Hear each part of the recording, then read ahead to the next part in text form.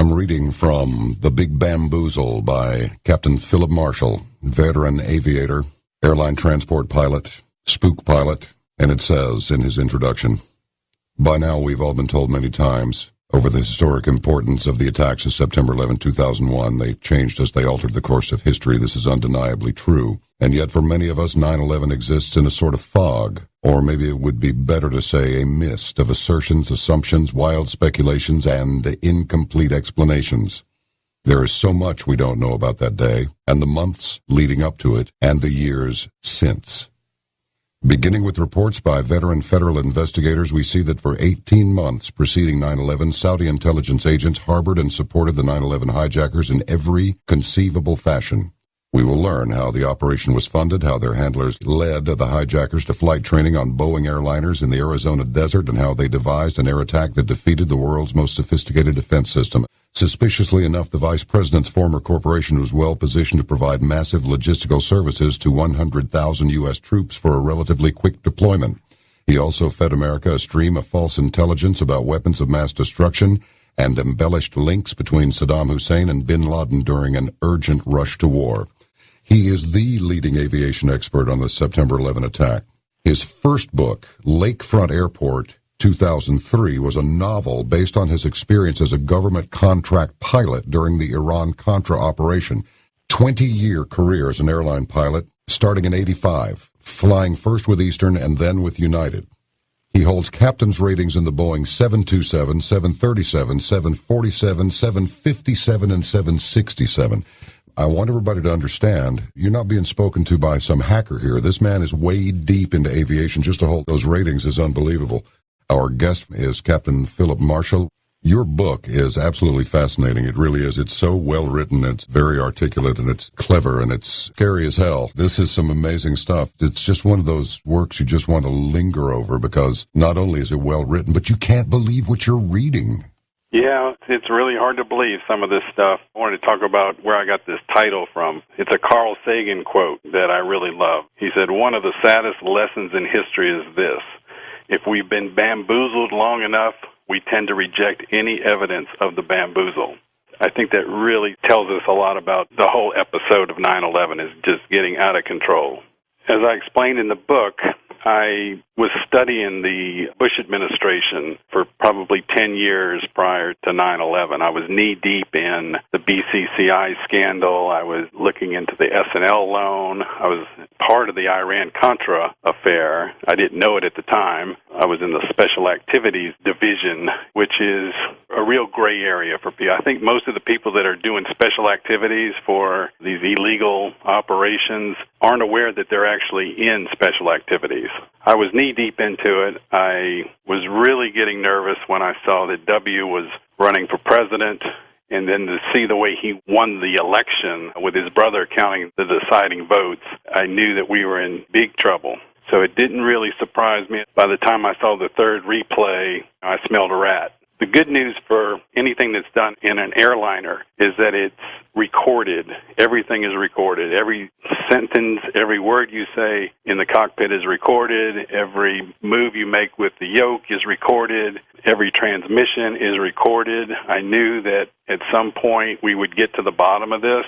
By the time they released the NTSB reports and the black box data and all that, they had already given us this bamboozle that it was some ghost that lived in a cave on the other side of the world that had defeated our entire U.S. national security. So I started writing it back in 2005. I really started studying it then when I had all the information, and I put it together. Maybe it would have been, who they said it was. But when I looked into the NTSB, when I saw the flight patterns and everything, it was very obvious to me that these guys had been trained very well. Some of them weren't even pilots when they came to the U.S. And when I found the FBI, or the Congressional Inquiry Report that was headed by Senator Bob Graham, very, very interesting. As soon as I saw that report, I knew that we had found where they were trained. And when the hijackers came into Los Angeles on January the 15th of 2000 on a Thai Airways flight from Bangkok, their movements for 18 months were chronicled by FBI agents, field agents.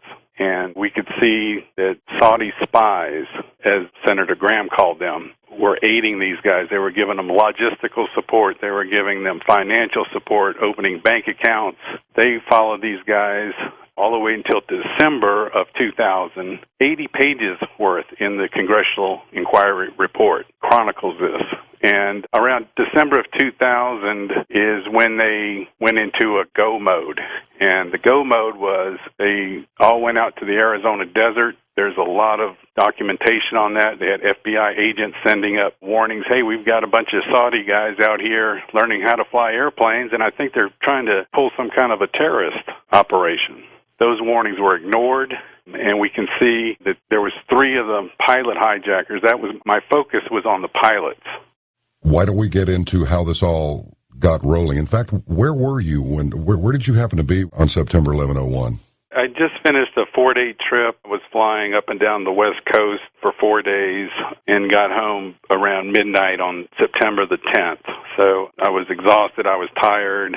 My phone started ringing at 6 o'clock in the morning. I was thinking, I'll just sleep through this one, but it just kept ringing and ringing, and then I went and checked the messages, and I got all these crazy things. Are you watching this? What in the world is this? Are you okay? I hope you're not flying New York. And I had no idea what was going on. I turned the television set on, and I saw the building on fire. The North Tower was on fire. And I couldn't believe it. It's like windows were blown out of all sides of it, black smoke coming out. And I'm thinking, what does this have to do with me?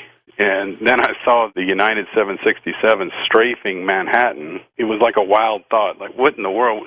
One of our pilots, is he trying to get a better view of this or what? And when he banked into that building, I just about jumped out of my skin. I could not believe it. How could this be? How could a United Airlines captain fly purposely into a building like that? And every time I watch that replay, I still jump at it. It just is so unnatural to see a suicidal attack with such a beautiful airplane. It was sad, and I started thinking about all my fellow pilots and had no idea who was in that airplane. And later on I found out, and it's really sad. It hit our airline so hard. It hit us as employees so hard.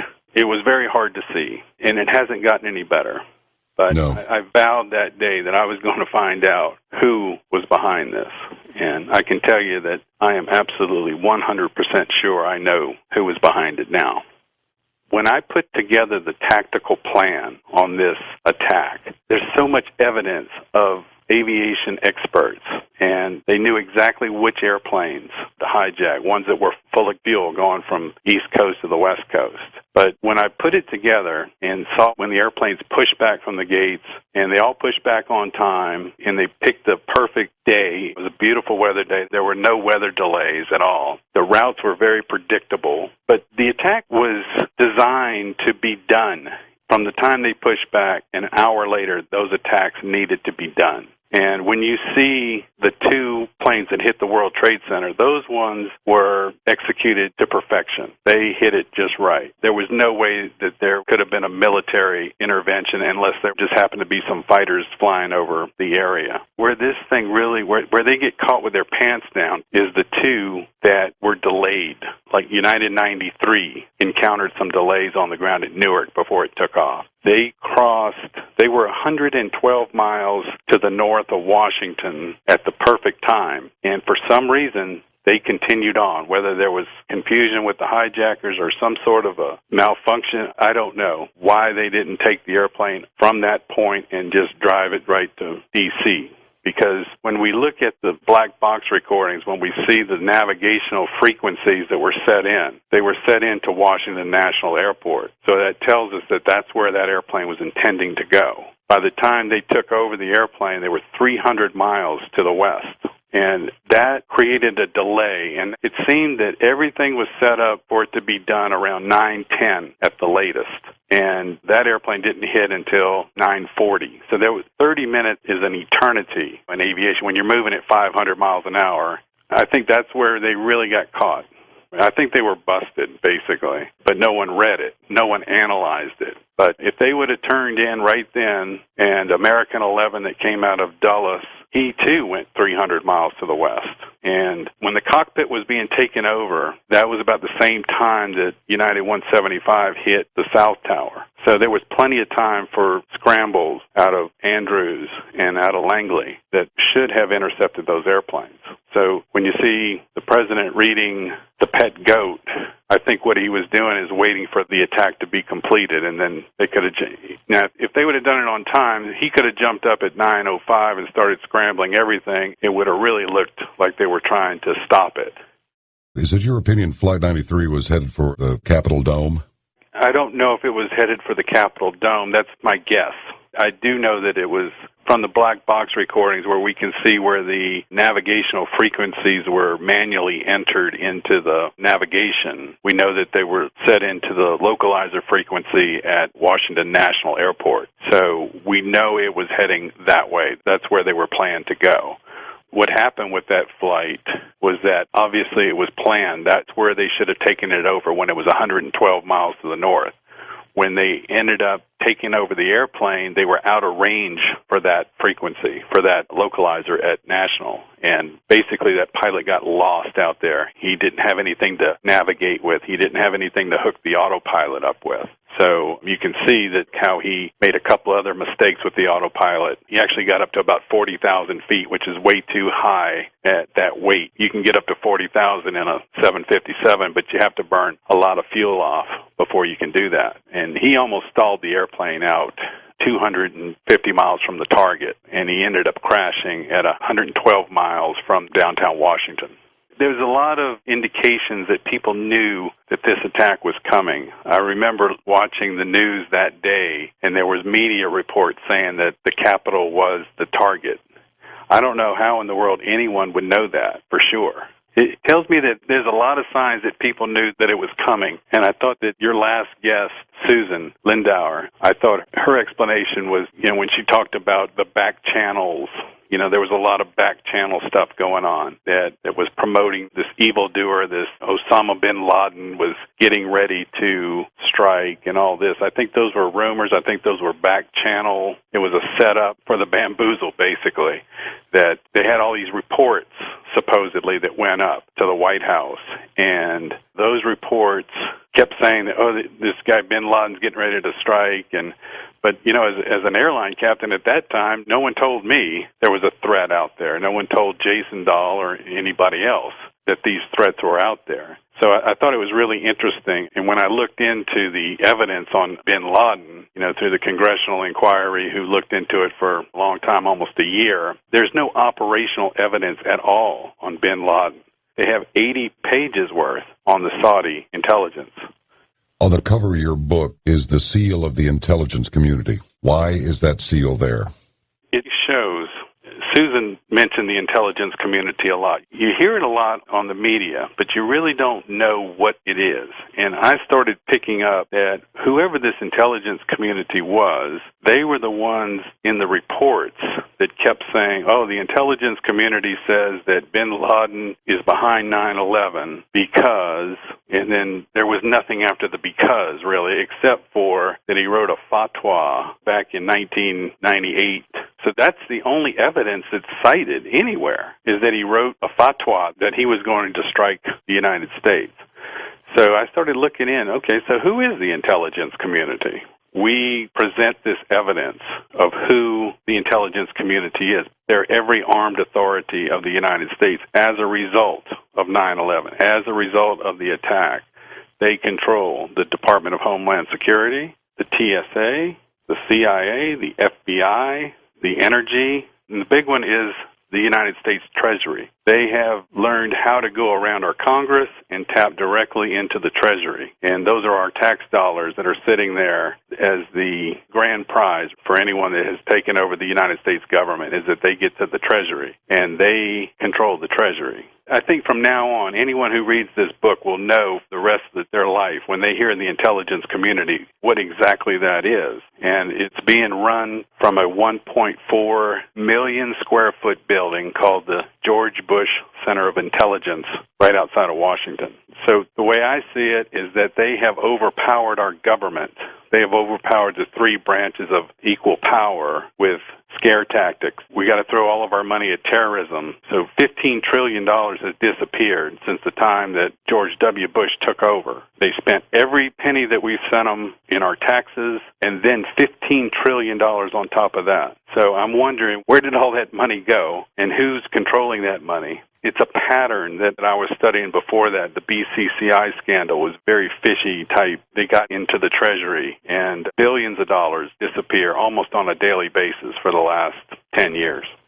So, the attack was planned. Someone is going to launch this attack. One way or another, this attack is going to happen. How were these novice pilots able to fly as competently as they did? Because I couldn't jump into the left seat of any of these aircraft, take a look at the POH and do my thing. So how did these guys do this, and where did they receive their training, and who arranged that?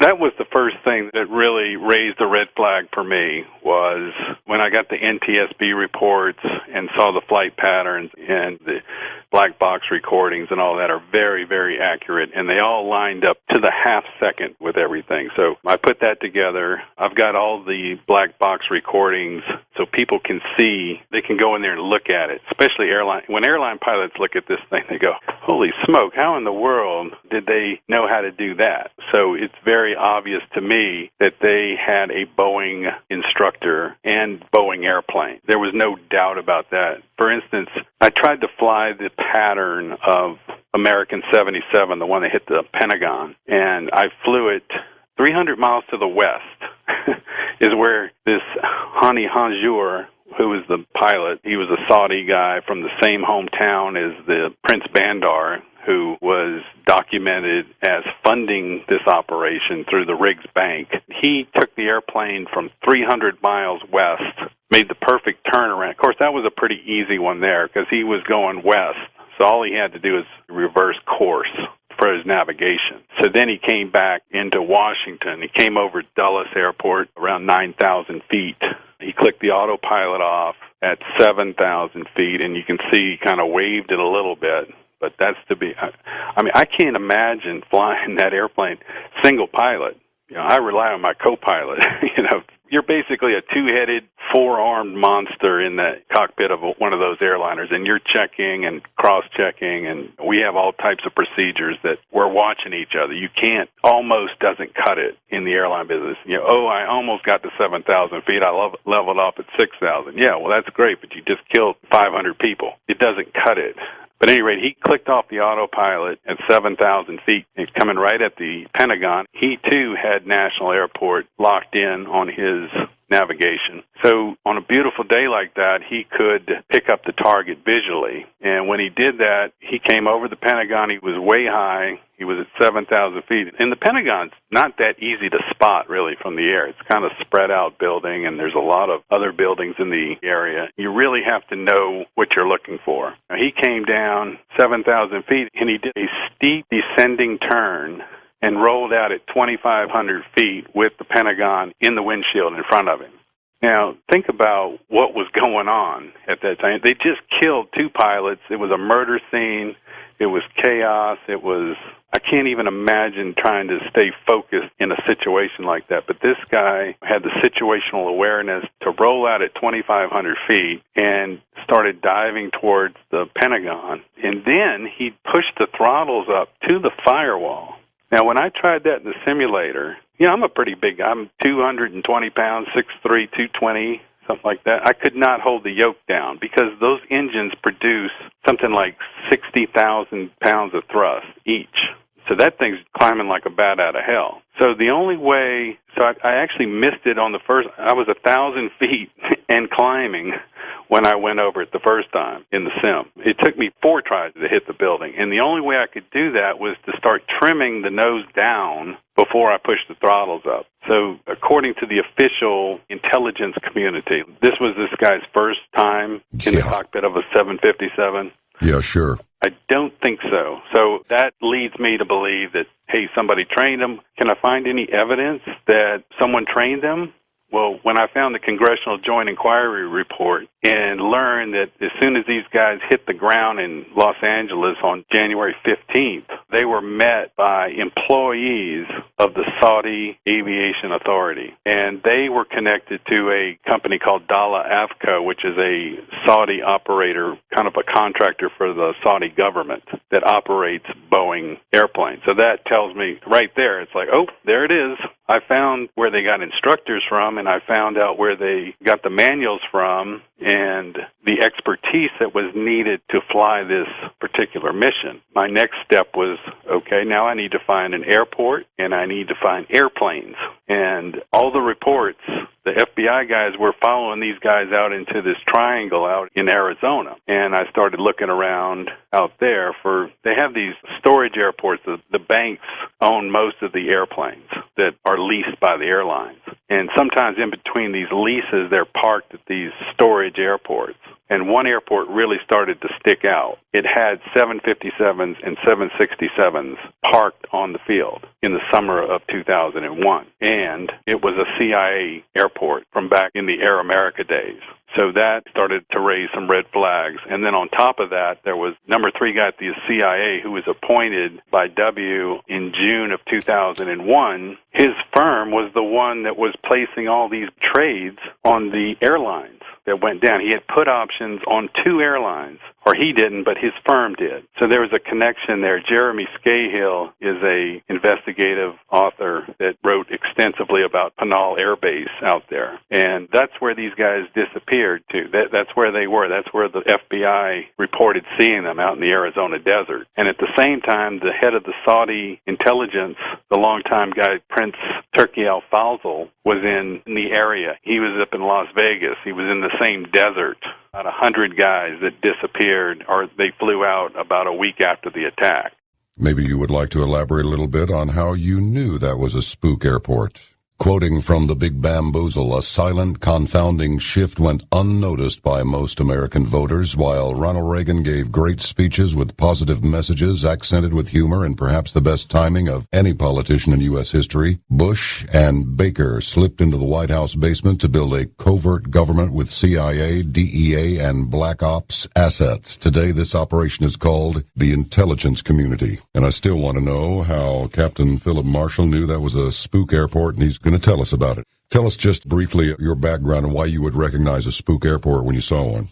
I have some connections that remain in the spook world. There's a lot of contractors out there. Blackwater is one of them. There's quite a few other operations so I was getting information from, it's a pretty tight circle. Aviation's a pretty tight circle in itself, but this particular strain of pilot, we keep in touch, let's just put it that way. And I started getting hints of this Pinal Air Base from about 3 guys that work in that field. I have to be very careful about that because they still provide information to me. When I started hearing about what was going on, I actually took a little trip out there to just north of Tucson in a little town called Marana, Arizona. You can see it on Google Earth.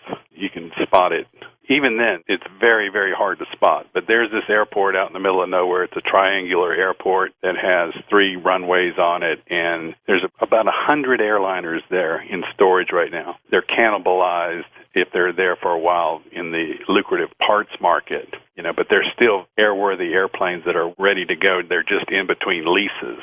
So I took a little trip out there, and I can tell you they get some big rattlesnakes on the south end of that airport. At any rate, I did a little investigating of my own out there, and I looked around. One day I went out there, and I saw that there was 5 747s. This is a county-owned airport, and they wouldn't let me on the airport. They had Evergreen International is one of the famous spook contractors, but they wouldn't let me pass the guard gate. I just act like I was an aviation enthusiast, just wanted to take pictures or whatever. So I talked to a couple of people around the airport that live around the airport, and they were telling me that many times people are trying to take pictures of that airport, and they'll send a car out there and confiscate the camera and all kinds of bad activities like that. But when I was out there, what I saw was, this was in about 06, 07, and there was 747s cargo that were being loaded up, and I have no idea where they were going. There was all types of Black Hawk helicopters flying around,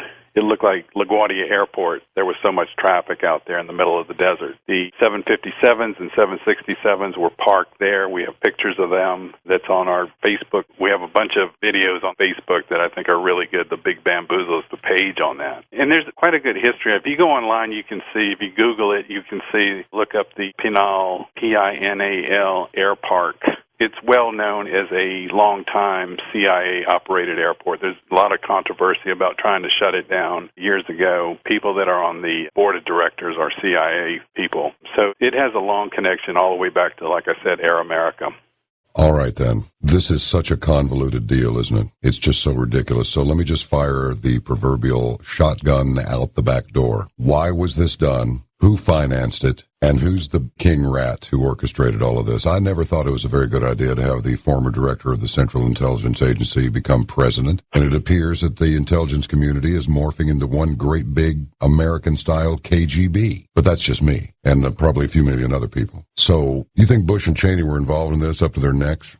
And I'll go out on the clothesline first, Philip, and I'll just tell you that I thought it was odd. I can tell you that if I were president of the United States and I got a message that something just hit the fan so hard that it busted off all the blades and stripped the spindle out of the fan motor, I'd have said, children, I have to go. I have to go back to work. Something's come up, and I need to go, but we'll get back to the pet goat. I'll come back and see you, but I need to go right now. And I'd have been out the door. But again, that's just me. And as his presidency went on, I thought his behavior became increasingly more odd. I found that as time went on, he was less articulate, the answers were more convoluted, and the facts became more obscured. When we put the timing on the attack together and we see who knew what and when they knew it, the FAA knew about 35 minutes before the airplane hit the North Tower. American 11 came out of Boston. The FAA was following these guys. All of a sudden, the transponder went off, and this thing makes a beeline towards Manhattan. So there was teleconferences going on between Boston and New York, FAA headquarters. They were well aware that this airplane had been hijacked. And on top of that, Mohammed Atta, who was flying American 11, thought he was talking to the passengers at one point. And he was actually talking to ATC, which is air traffic control, and everything's recorded. He basically said, everybody, don't make any stupid moves and things like that. The controllers that were working that flight knew right away that this thing was a hijack, and they started calling people left and right. When I put the times together, when all these calls were made, Condoleezza Rice, who's Steve Pesesnik, I don't know if you know who he is, but he's a real interesting insider with the State Department. He said it was a false flag operation, that Condoleezza Rice was part of it. So I do concur with that, because when she had a telephone conversation with Bush at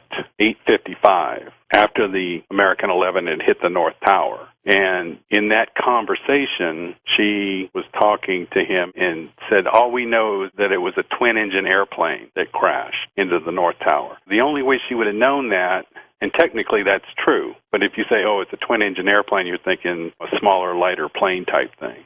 767 is a twin-engine airplane, but it weighs 300,000 pounds. For her to know that it was a twin-engine airplane, the only way she would have known that was because the FAA told her that, unless she had an eyewitness that just happened to be in downtown Manhattan and say, oh, you look like a twin-engine airplane to me. It makes no sense.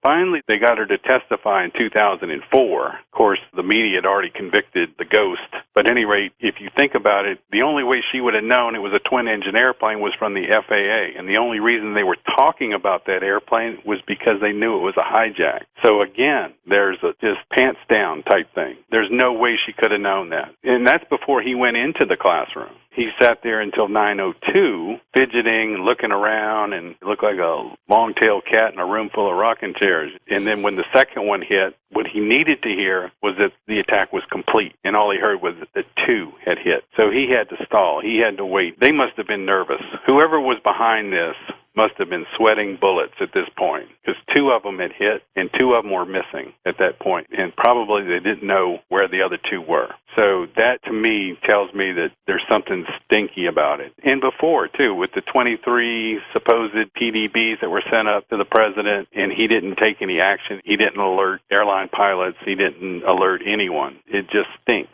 And I don't think anyone's ever, I think there was one reporter that asked him, hey, were you behind this? No one's ever asked him that directly except for that time. And he just looked like a deer caught in the headlights when they asked him that question. It's online. I've seen it a few times. But it's almost funny the way he didn't know what to say. Who financed this? What are the indications from your research? Well, again, the Congressional Joint Inquiry followed the financing that went to the hijackers. There was a Riggs Bank account in Washington, D.C. that Prince Bandar bin Sultan, the good friend of, they call him Bandar Bush, he's so tight with the Bush family. He opened an account, and his wife had an account, and the Congressional Inquiry said there was unlimited funding from Saudi Arabia. The guy that met him in Los Angeles a couple of days after the hijackers arrived had seemingly unlimited financing from Saudi Arabia. That's a quote from their report. Unlimited financing. Unlimited. Seemingly unlimited financing from Saudi Arabia. What's in it for the Saudis to cause this to be a part of a problem of this magnitude? We note that some people made some money shorting some airline stocks. There were some curious dealings on Wall Street prior to this attack. And the Saudis are so enigmatic. Most of the population lives in squalor, and then there's the select few that does well. What's in it for the Saudis for us to go to war with Iraq to the point where they would provide unlimited financing for this attack? There's definitely a thread in all of this stuff that makes its way to Saudi Arabia. And before 9/11, I was studying this relationship between the Bush family and the Saudi government. They were definitely involved in the BCCI scandal. They were definitely involved in the other covert operation from the Reagan-Bush administration, which was the Iran-Contra financing. So there's an alliance there somewhere. It's power. It's definitely something to do with a lot of power if you've got control of the oil markets, and it just falls into that area. It's very obvious that they were involved in this one, and they were involved in the other two that I mentioned earlier. It's absolute power is what they have over there, and absolute power is what the intelligence community is working on right now. And they're trying to outpower our congressional, our judicial branch, and the executive branch. We've had the President, Obama, has stated many times that he wants to prosecute this Khalid Sheikh Mohammed that's down there in Guantanamo. And right next to him is the Attorney General. So there you have two of the three branches right there that want to prosecute him. But for some reason, and they announced that they were going to have the trial in New York a couple of years ago. And I've been watching it really close, and I still can't tell you how that got derailed. But it's an absolute power type thing. Closing Guantanamo Bay and dragging all those people into civilian court might not be the best idea, you think? Because they might sing about who's actually behind this. Absolutely. You're a pilot. You understand situational awareness. You have to realize how you got into a situation to figure your way out of it. Yes. If we use the judicial system like Obama promised in his campaign in 2008, because I realized in 2005 that Khalid Sheikh Mohammed had nothing. He has no aviation expertise. You're trying to tell us that this guy is the one that found holes in the U.S. military air defenses? That would really be embarrassing to some of these Air Force generals that have gone to military school all these years, that this guy figured out, this is how we can penetrate the U.S. air defenses. It's impossible. It's a big bamboozle. So if this guy came to trial, the lid would be blown off of this thing, and it would change Washington. And I think that if you brought this guy, you would see a lot of corporate jets flying nonstop to Argentina. How were these pilots able to have so much time without running into some fighters? What was up with that? If the attack would have been executed the way I believe it was drawn up, where these guys would take off in the first 15 minutes, got to altitude, and then just shot right to their targets.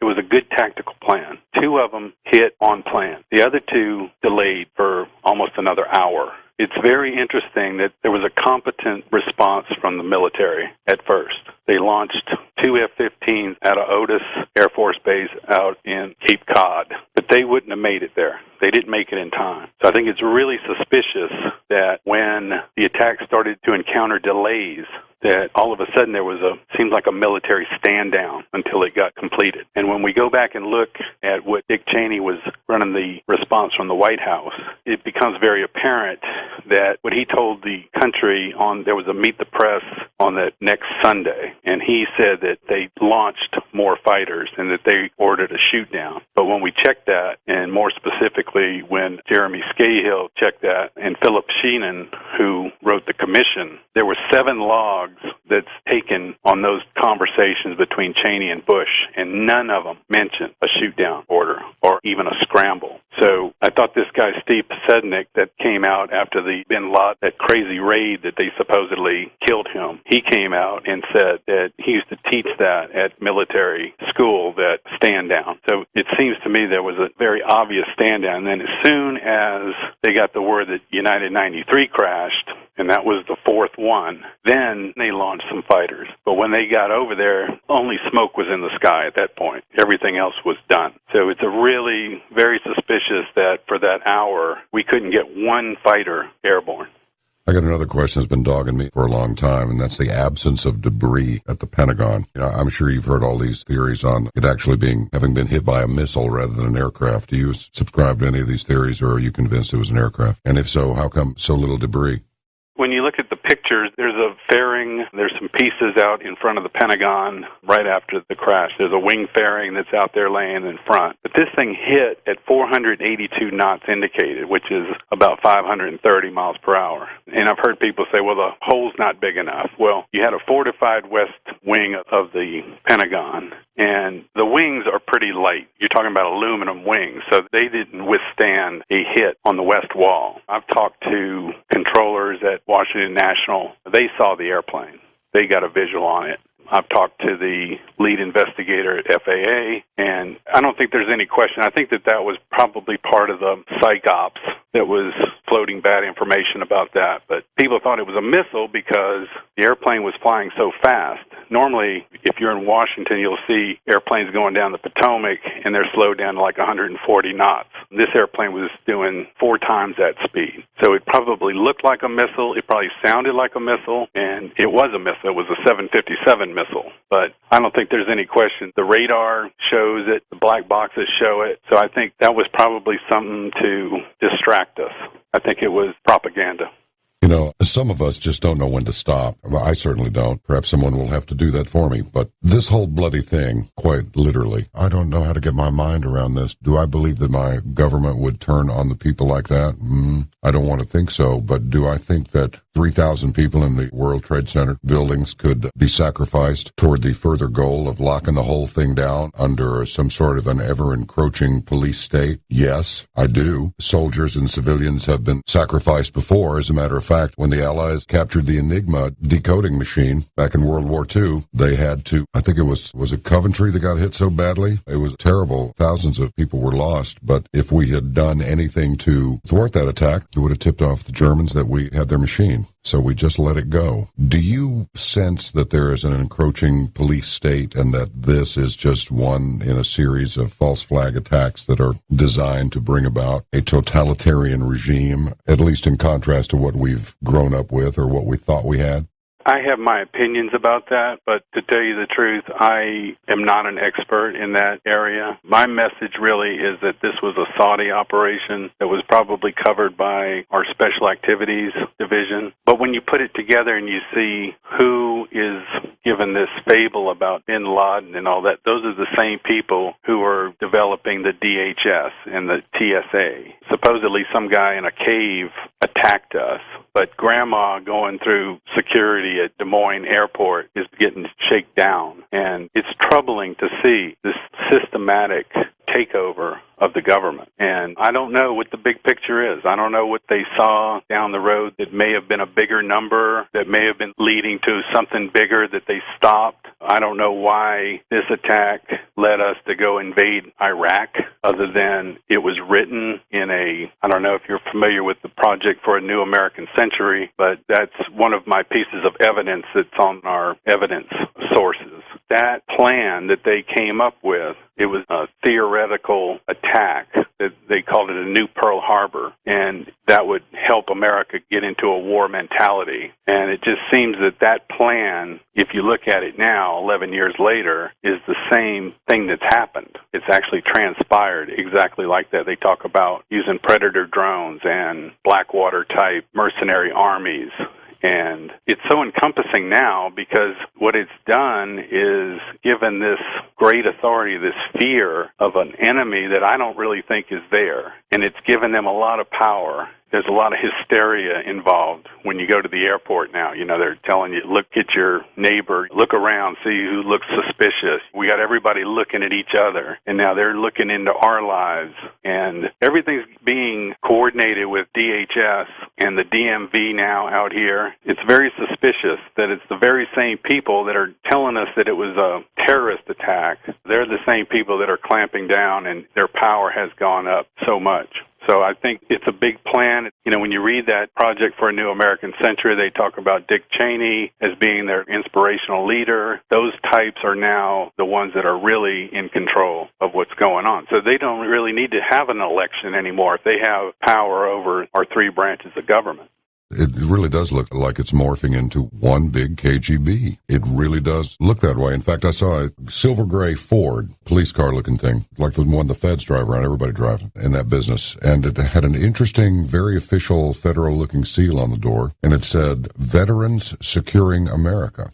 And there were a couple of young guys there, so they were coming out of this gas station. I spoke with them for a minute and said, say, fellas, I've never seen a plaque like that. What department are you with? Are you Homeland Security? No, they're just young veterans that just finished up with a couple of tours. One of them had been in for 5 years, another one for double, and they had been to the Middle East twice, and now they were just securing whatever federal facilities they were asked to secure. They weren't really very specific, but I got these were fit, fresh soldiers. Now they got themselves a federal job, and I'm like, is there just no end?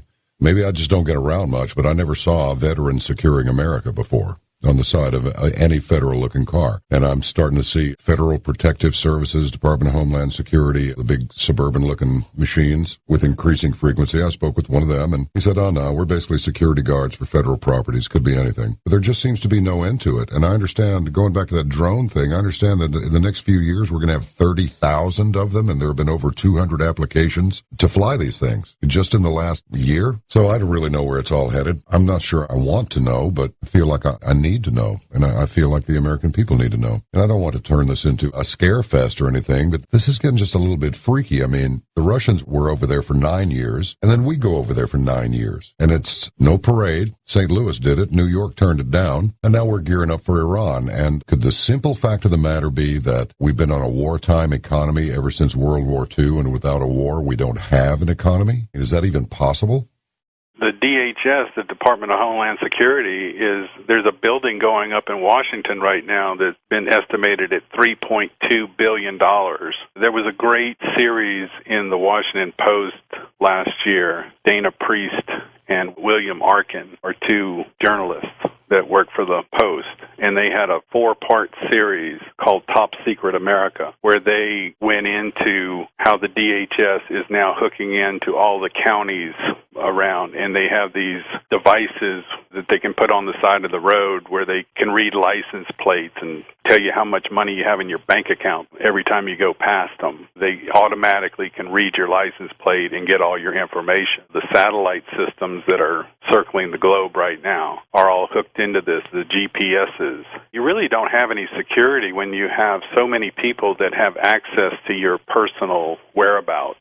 If there were so many bad guys out there, maybe they're anticipating some kind of a financial meltdown or something. I don't know. I'm from New Orleans originally, and it was really frightening to hear about the Blackwater guys that were on the ground in New Orleans, after Katrina. There's definitely a movement going on. It seems like they're preparing for something. They're definitely hooking into the counties, local police departments.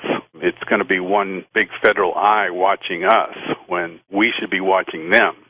Do you get the sense that it's too big, too screwed up, and too far down the road to stop it? or do you believe that it can be stopped? More to the point, this is just beyond anything that I thought was even possible, but if we just drunk so much fluoride and chlorine and just watch so much stuff we shouldn't be watching on the internet and so forth, that we've just been asleep at the switch the whole time, and now we finally come out of the fog and it's like, oh wow, who are you guys? Gee, they're all wearing the same uniforms. What happened? Is there any way to correct this, or are we just going to have to ride it out all the way to the bottom? What really amazes me is that there's so many people who have come forward. Senator Bob Graham, who was the chairman of the first federal investigation, has written 2 books with the message that 9/11 was a Saudi operation. Thomas Keane, the head of the 9/11 Commission, and his co-chair, Lee Hamilton, they wrote a book that said that there was a big cover-up and an obstruction of justice, especially when they were trying to interrogate Khalid Sheikh Mohammed down there. The 9/11 Commission's general counsel, John Farmer, wrote a book that said that everything that was told to the commission by the Bush administration was inexplicably and almost entirely untrue. Steve Pesesnik, the guy that worked in the State Department, real insider there. Let's talk about the man who I personally feel, Susan Lindauer earlier felt like bin Laden was killed in Tora Bora, and there was no mention of a dialysis machine sitting around on the SEAL raid that took him out. I just wonder we know he was the leader of the Mujahideen when the Afghanis were fighting the Russians. So I'm just wondering if he got a nice check, dyed his hair blonde, got a trim, a nice suit, and is now retired. So who conducted the raid that supposedly captured Osama bin Laden? And why didn't the American media raise more questions about that raid if he's supposed to be the great perpetrator? Seems like he would have had a lot to say about the whole apparatus. But then again, some people have come to the conclusion that there is no Al-Qaeda. That's the boogeyman. It doesn't really exist. Do you have some thoughts on this? That raid was very questionable on a lot of levels. First of all, I don't think that any American soldier would take an order to shoot an unarmed man in front of his family or whatever. I thought that would be a great opportunity for us to demonstrate to the world our justice system. All of these videotapes that have come up over the years, they don't add up. His appearance changed. There's one in particular that we have posted where he's walking with a supposedly militiaman. It's a BBC piece that we repeated on the Facebook page, and it's very interesting. He's supposed to be 6'7", real tall guy, but in this picture, it's the same guy that was doing the videos. And unless everyone in that militia group is 6'7", this guy, it doesn't add up. It just doesn't add up, and no one has seen him. The president of Pakistan said many years ago that he was dead. His obituary was published in Egyptian papers and Pakistani papers back in 2001. So it looked like he died, and according to Steve Pesesnik, said that he had Marfan syndrome, which is fatal. You don't live through that one. Way back in 2000 when he saw him in a hospital in Dubai. If you're on a dialysis machine, like he was reported back in 2000, you need sterile water, you need electricity. It's just, no one saw the guy. No one saw him really for 10 years. And even after these videos came out, when you listen to Bush administration officials, they say, well, we haven't heard from this guy in quite some time. Well, supposedly he just made a video the month before that, and they're saying that. So that doesn't add up. So no one's seen this guy for 10 years. And then all of a sudden we get this announcement, oh, yeah, we went in there, we found him, we killed him, and we threw him in the sea. Believe us. Yeah. You know? And then, well, we can't show you the pictures because it's just too gruesome to show you these pictures. But if you're watching this carefully, like, I've really been paying attention to that raid because in my first book about 9/11, False Flag 9/11, we came to the conclusion that he had died in December of 2001. And a lot of people have echoed that belief. So if you're conducting a reconnaissance on that compound, like they said, for 2 months prior to the supposed raid, where's the reconnaissance photos? We could bear to see that, couldn't we? You know, if you have a picture of him, supposedly there was a lot of propaganda that was sent out that he was called the pacer, that he would go out in the compound and walk and just pace back and forth. Where's the pictures? We could stomach that, couldn't we?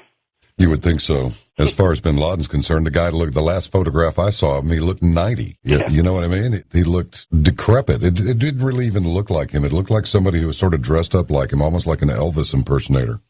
Yeah, well, look on our Facebook page, the Big Bamboozle Facebook page that we have. We have a BBC, another piece of the BBC, where they actually went in there and started asking citizens of that town what they thought of it. And they were just laughing and saying, the guy that they showed was Abraham or somebody that they knew, and it wasn't bin Laden, and none of his neighbors had seen him for the whole time. There's not one picture of the guy, except for that one that supposedly he's sitting there watching himself on TV. There's no voice recordings of him. There's no record at all of him. Okay, so we found him last night, and we took care of him. We threw him in the sea. Believe us, and we'll make the announcement, and just believe us. But it's the same group that did this raid, is the same group that captured Khalid Sheikh Mohammed in Pakistan, the same group that brought him to Guantanamo, the same group that through third-hand testimony, he confessed, supposedly. That same thread of this little special activities group. We're supposed to just believe whatever they tell us with no backup. I think the biggest thing would be, where's the reconnaissance photos? If he's out there pacing all these hours in the backyard, where are those pictures? Talk to us about the funny money moves that were made prior to the 9/11 attacks. Let's talk about the money. What do you know about any of the stocks that were shorted, any of the put options, any of the money that went uncollected? I understand there's several $1 million sitting in a bank account that still hadn't been withdrawn. Can you enlighten us on this particular facet?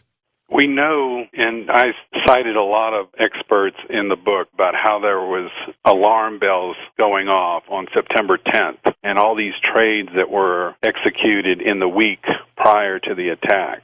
And then your last guest, Susan Landau, said that through a back channel in the CIA, that there was a rumor that this attack was going down. There's a chapter in the Big Bamboozle that talks about the setup, all these fake reports that said that this guy bin Laden. My favorite title of those was that it's real, that Osama bin Laden is real. There were a lot of people that knew this thing was coming down in a certain circle, and I'm positive that Fox News Corporation, they knew it was coming down. They were ready with all these crazy stories, and to find a rush to judgment happen so fast.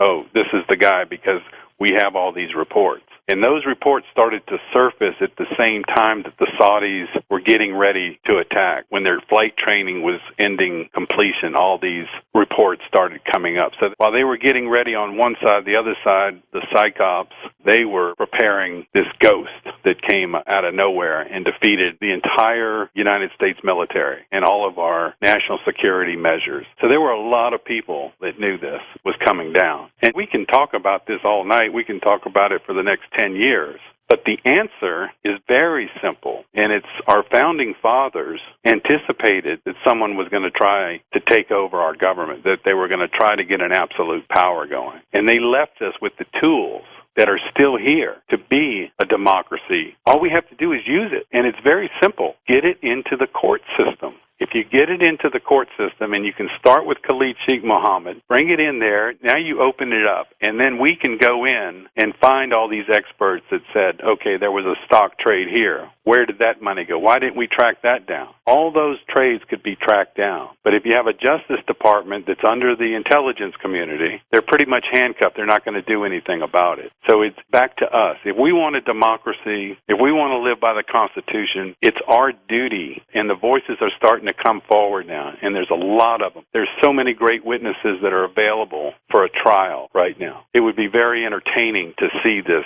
come down, but really, that was covered by the Founding Fathers. They anticipated this type of a takeover, and they gave us tools to fight it, and they're still there, and all we have to do is demand it. Is the news media just bought and paid for by the government-controlled propaganda engine now? They just took Judge Napolitano and his Freedom Watch off Fox News. You see the writing on the wall here? I do.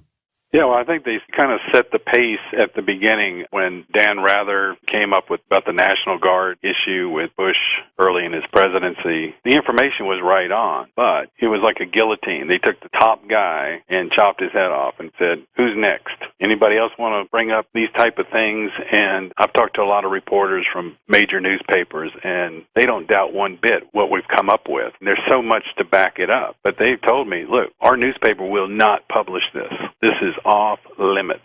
And hopefully the piece that I'm providing for everyone is how they executed the attack and who executed it. And all these other people that are circling around it, that's why I wrote the book, so they could take that piece and put it in and continue on with it. But definitely, especially the major networks are getting their pipeline of information through a real small tube. And whatever CBS gets, NBC gets, and Fox gets, it's the same story. It's from unofficial sources and can't tell you who told us this. You know, people believe that. They believe that whatever comes over NBC is gospel. But when we check it, it makes no sense at all. At the end of the book, I cite some examples. One was they were showing a graphic of a guy that had a bomb in his leg.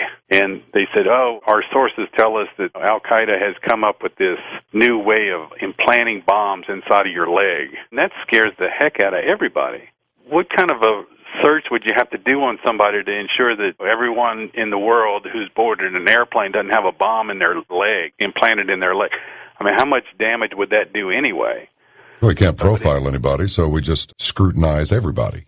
I hope that this book will hit people in the media and people in the intelligence community who aren't at the very top. You know, it's like the FBI thing. All these field agents, they came up with all this great information, all this great evidence, but when it got to the top, it was like bottle capped in. And it's a bottle cap from the top on this entire 9/11. There's people in the middle that have to know the truth, and the people in the media that are a little bit lower down than the producers. I would love to have a trial and see where they got these tapes from bin Laden. Where exactly did they come from? Yeah, they just show up in the mail one day. That's a good point. Just quickly going back to this Dan Rather thing when he ripped his britches with everybody, wasn't it shown, was it contrived, or was it true that the information that he had presented about former President Bush was inaccurate and contrived? In other words, was the information contrived, or was the revelation that the information was contrived? Was that part contrived? The best I could make out of that one was that his source told him that this was the truth. When they checked it, when the rest of the media went in there to affirm what he had said, he changed his story. Made him look like an idiot. We got Rick in Hollywood. Hey, guys. Hey. Listen, first of all, the Bush family was involved in robbing this election in this country. So they got a favor from the Saudi Arabians to establish their name, because if you remember, even in Europe and around the world, the Bush family's name was indeed crap. That was the favor of 9/11. Those buildings had to come down because they were damaged from the basement. They were red tagged. Second of all, if the Saudi Arabians, like you're saying, are behind 9/11, why aren't we bombing them? That's a good question. Thanks, Rick. Well, what you think, Captain? Why aren't we bombing them anyway? I'm just curious, what is it that we owe these guys?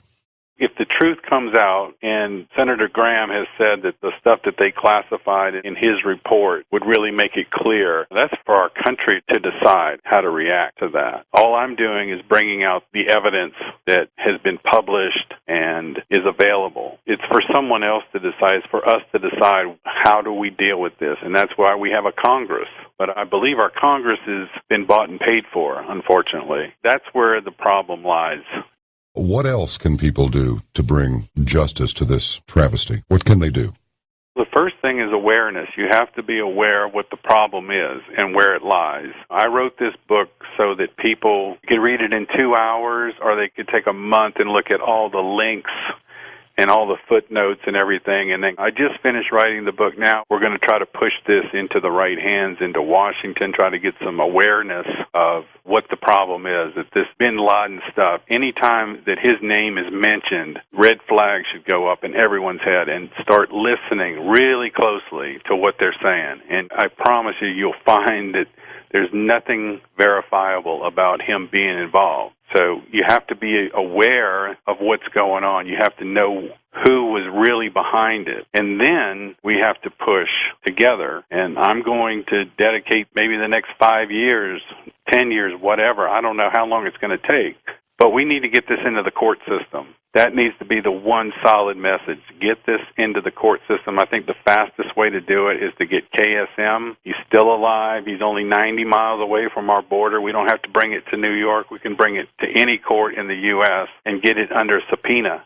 And people like Occupy Wall Street and Occupy, Good for them. These people are actually doing something, and they need support. They need more people to get behind them and demonstrate and talk to your congressmen and hope that they're not too corrupted. It's just a steady message. Get this thing into the court system. And I believe that Obama and Holder, I believe that those two guys are still trying to get this into the court system, and they're being opposed by the same people that I suspect, and that's Joseph Lieberman, Lindsey Graham, McCain, Peter King, those guys.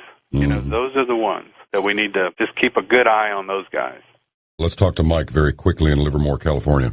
Mr. Marshall, I think the major block for a lot of people that can't get behind any of these things with 9/11 is they just don't see the big picture. And the big picture is it all points to the Council on Foreign Relations and the tentacles they have out there and the control they have out there. And there's an excellent DVD documentary called True Lies by Servando Gonzalez, a Cuban patriot who came over in the early 60s. It really goes through the whole history of this CFR. And I was just wondering if you have looked into any connections with the people that were involved in this as you see, the ones in the military and in the administration and everything else. How many of them are members of the Council on Foreign Relations? Yeah, definitely. I have read some of their stuff. It's interesting that you bring up the Cuban thing because a lot of this intelligence community, special activities, and all this stuff, it all began around the Cuban crisis, the Cuban Revolution and all that. There's a lot of offspring from that. Steve Pesesnik is one of those guys. The guy that I worked with, Barry Seal, was one of those guys. Lee Harvey Oswald, that whole group, that a lot of shady stuff going on that started in the 60s with the Cubans and with that foreign council. And again, that's another thing that can be brought up in the courts where we can talk about this forever, but until you get it in court and you get people that can testify under oath, that's where we're going to get the answers, and that's how we're going to get to the end of this thing. Ben Franklin was asked, "What have you given us?" His response was, "A republic, if you can keep it. Be well."